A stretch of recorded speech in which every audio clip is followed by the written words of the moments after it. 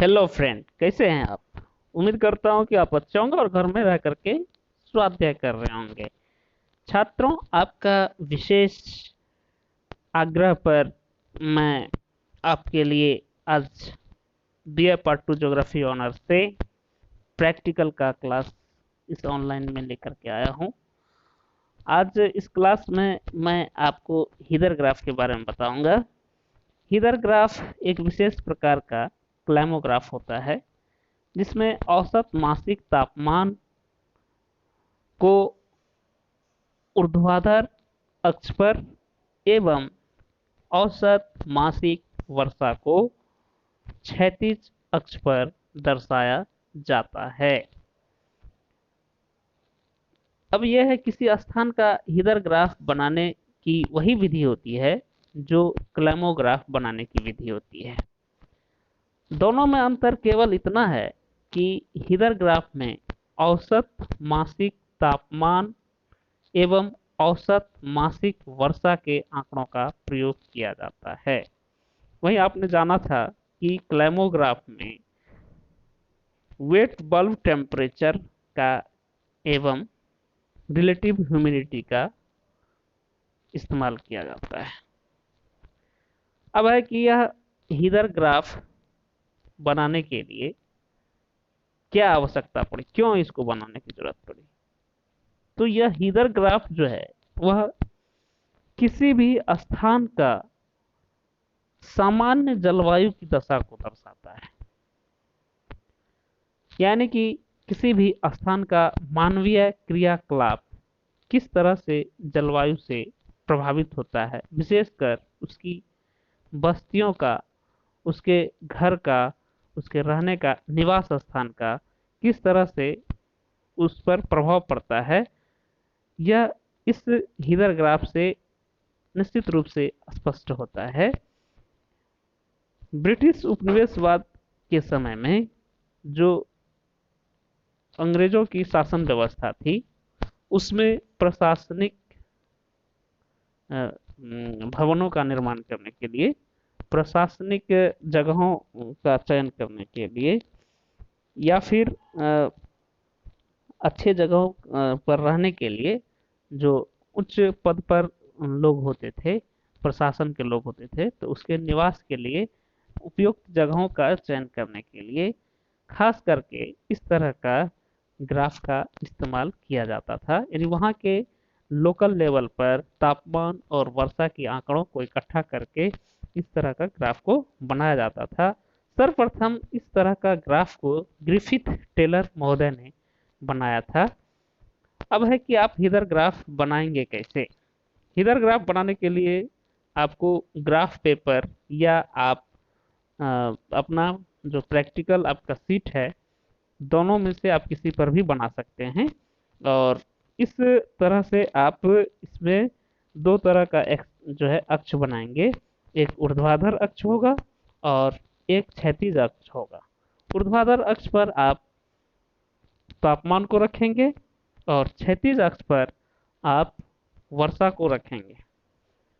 ऊर्ध्वाधर अक्ष पर जैसे किसी माह का आप तापमान और वर्षा दोनों एक साथ लेंगे तो ऊर्ध्वाधर अक्ष और क्षैतिज अक्ष दोनों का जो है तापमान और वर्षा को एक साथ उसका स्केल के हिसाब से लेकर के आप उसके कोऑर्डिनेट्स के मदद से उसके जो कोटि होगा और भुज होगा दोनों के मदद से आप बिंदु अंकित करेंगे और उस बिंदु को अंकित करते हुए एक माह को दूसरे माह से आपको कनेक्ट करते जाना है सीधी लाइन से, स्केल की मदद से उसको जो है सीधी लाइन से, सरल रेखा से उसको मिलाते जाना है। यानी जनवरी का जैसे ही आप लेंगे उसी तरह से फरवरी का आप लेंगे, फरवरी से फिर मार्च का लेंगे और इसी तरह से जनवरी से फरवरी को मिलाएंगे, फरवरी से फिर मार्च को मिलाएंगे, मार्च को अप्रैल से मिलाएंगे, अप्रैल को मई से, मई को जून से, जून को जुलाई से, जुलाई को फिर अगस्त से, अगस्त को फिर सितंबर से, सितंबर को फिर अक्टूबर से, अक्टूबर को फिर नवंबर से और नवंबर को फिर दिसंबर से। और लास्ट में फिर आप क्या करेंगे, अंतिम में कि दिसंबर माह को जनवरी से फिर मिला देंगे। तो इस तरह से जो आपका ग्राफ बन करके उभरेगा, यह ग्राफ ही आपका हीदर ग्राफ कहलाएगा। अब ये हीदर ग्राफ बनाने के लिए आपको प्रश्न की आवश्यकता होगी, तो मैं एक प्रश्न देता हूं आपको। इस प्रश्न की मदद से आप हीदर ग्राफ तैयार करेंगे। तो चलिए प्रश्न लिखिए। दिए गए आंकड़ों की मदद से वाराणसी के लिए एक हीदर ग्राफ बनाइए। दिए गए आंकड़ों की मदद से वाराणसी के लिए एक हीदर ग्राफ बनाइए। तो मित्रों, यहाँ पर तीन चीज आपको है कि जरूरत पड़ेगी, एक मंथ का, एक टेम्परेचर का और एक रेनफॉल का। तो इस तरह से तीन जो है आप अपने कॉपी में टेबल बनाएंगे, एक महीने का, दूसरा टेम्परेचर का, और टेम्परेचर आपका क्या चीज में होगा, तो सेल्सियस में होगा। तीसरा बनाएंगे आप रेनफॉल का, यानी वर्षा का, वो भी सेंटीमीटर में होगा। तो ये आप बना लिए। अब आप इसका प्रश्न लिखिए। सबसे पहले मैं आपको टेम्परेचर बता देता हूँ। जनवरी का 16, फरवरी का 18, मार्च का 25, अप्रैल का 30, मई का 33, जून का 32, जुलाई का 29, अगस्त का 28, सितंबर का 28, अक्टूबर का 26, नवंबर का 20 और अंतिम दिसंबर का 14।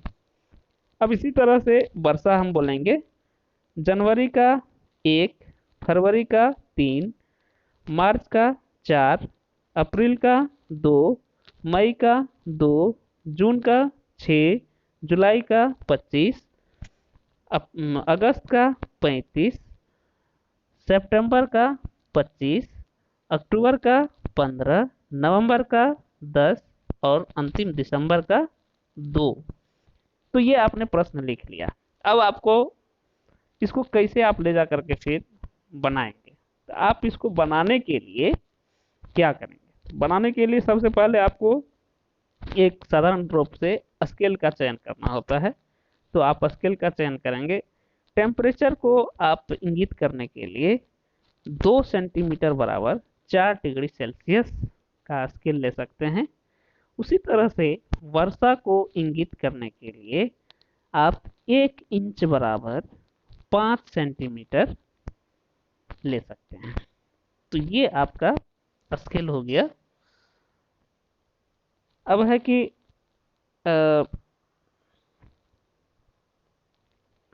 आप देखेंगे कि इस तरह से आप स्केल लेंगे और फिर इससे आपको बनाना है। तो बनाना है तो आप इसको प्रैक्टिकल सीट पर जाएंगे और प्रैक्टिकल सीट पर जाने के बाद सर्वप्रथम ऊपर में क्या करेंगे कि हेडिंग लिखेंगे। हेडिंग क्या होगा? Heather graph for Varanasi. फिर उसके बाद क्या करेंगे कि 2 अक्ष आप खींचेंगे, एक ऊर्ध्वाधर और एक क्षैतिज अक्ष। ऊर्ध्वाधर अक्ष पर जो है वह 2 सेंटीमीटर के अंतराल पर आप टेम्परेचर को इंगित करेंगे, यानी कि पहला जो हो जाएगा वह जहाँ स्टार्टिंग होगा, जहाँ का शुरुआत होगा स्केल का, वहाँ 0 लिखेंगे। फिर उसके बाद 4, 2 सेंटीमीटर के अंतराल पर 4, फिर 8, 12, 16, 20, 24, 28, 32 और अंतिम 36। ये आपका टेम्परेचर इन डिग्री सेल्सियस इधर लिखा जाएगा। फिर उसके बाद नीचे जो है वह क्षैतिज अक्ष पर आप 1 इंच पर 5 सेंटीमीटर को इंगित करेंगे। तो जो शुरुआत जहाँ से करेंगे वहाँ 0 होगा। फिर उसके बाद 5, 1 इंच पर 5, 2 इंच पर 10, इसी तरह से 15, 20, 25, 30, 35 और 40 तक आप ले जाएंगे। और इस तरह से नीचे में आप लिखेंगे रेनफॉल इन सेंटीमीटर। तो इस तरह से आपका जो है अब स्केल आपका तैयार हो गया। अब जो है इसमें मंथ के हिसाब से जनवरी, पहला आप जनवरी लेंगे। जनवरी में सबसे पहले आप क्या काम करेंगे? तो जनवरी में सबसे पहले आप देखेंगे कि टेम्परेचर कितना है। तो टेम्परेचर जनवरी का जैसे कि आपका प्रश्न में दिया हुआ है 16 डिग्री सेल्सियस टेम्परेचर है। तो 16 डिग्री सेल्सियस टेम्परेचर है तो क्या करेंगे कि 16 जो स्केल पर आपका 16 डिग्री सेल्सियस जहाँ दिखा रहा है ठीक उसके सामने चले जाएंगे और फिर वर्षा कितना सेंटीमीटर दिखा रहा है, 1 सेंटीमीटर दिखा रहा है। तो 1 सेंटीमीटर वर्षा को दिखाने के लिए 16 के सामने तो आपने जो है वह आप पहले पहुंच चुके हैं 16 सेंटीमीटर, 16 डिग्री सेल्सियस जो है वो वर्षा को दिखाने वाले स्थान पर आप पहले पहुंच गए हैं। अब आपको वर्षा दिखाना है 1 सेंटीमीटर, तो 1 सेंटीमीटर नीचे वाले जो है स्केल के हिसाब से क्षैतिज जो आपने बनाया है स्केल, उसमें आप देखेंगे कि 1 सेंटीमीटर कहाँ निर्धारित हो सकता है। तो उसके ठीक सामने 16 के ऊपर उसके सामने उतना ही दूरी हटाएंगे जितना नीचे वाले क्षैतिज रेखा पर 1 सेंटीमीटर को हम दर्शा सकते हैं। तो इस तरह से जनवरी का आपका जो है वह बिंदु मिल जाएगा। ठीक इसी तरह से फरवरी में करेंगे। फरवरी में आपका टेम्परेचर दिया हुआ है 18 डिग्री सेल्सियस, तो ठीक 18 के सामने चले जाएंगे स्केल के हिसाब से, और नीचे दिया हुआ है आपका 3 सेंटीमीटर वर्षा। तो 3 सेंटीमीटर हम कहाँ से अंकित कर सकते हैं, उसके सामने, और उधर 18 के सामने टेम्परेचर में चले जाएंगे, और इस तरह से आपका फरवरी का भी मिल जाएगा। मित्रों बाकी का जो मंथ है आप इसी तरह से खींच लेंगे, और फिर आप जनवरी को फरवरी से, फरवरी को मार्च से, मार्च से अप्रैल को, अप्रैल को मई से, मई को जून से, जून को जुलाई से, जुलाई अगस्त से, अगस्त सितंबर, सितंबर अक्टूबर, अक्टूबर को नवंबर से, नवंबर को दिसंबर से, और अंत में आप दिसंबर को जनवरी से मिला देंगे। तो इस तरह से आपका हीदर ग्राफ बन करके तैयार हो जाएगा।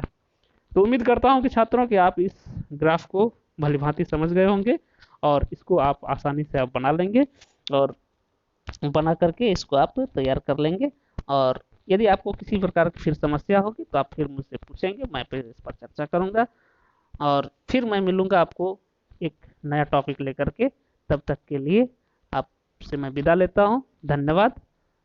स्वस्थ रहिए, खुश रहिए, मस्त रहिए, और स्वाध्याय कीजिए, और जो आपको असाइनमेंट दिया जा रहा है, जो आपको पढ़ाया जा रहा है, उसको आप तैयार करते रहिए, ताकि आपको परीक्षा के दृष्टिकोण से कोई परेशानी नहीं हो।